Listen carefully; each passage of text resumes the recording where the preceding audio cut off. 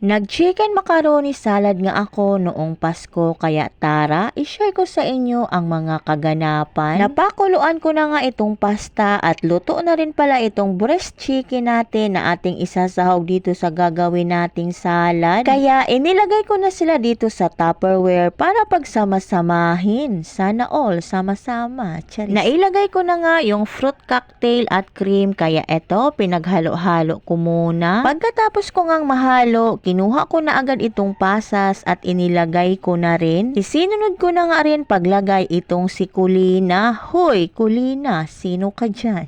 Friendly budget lang itong ating mga ingredients, kaya si Kulina lang ang ating nakaya. At yun nga, nang mamix ko na lahat, nilagyan ko na rin nitong cheese. Pagkatapos ko ngang malagyan ng cheese, hinalo ko na lang din uli para manuot-suot ang lasa doon sa pasta. At di ko na nga rin pala nabanggit na naglagay din pala ako dito ng isang latang condensed. Ganito na nga siya nang mamix lahat ng mga ingredients. So yun lang muna for today's video guys, at ilalagay pa natin ito sa freezer para naman lumamig na at masarap na rin itong kainin pag malamig. O siya, paano ba yan? Makilagay muna tayo sa ref ng kapitbahay. Bye bye, love you, muah.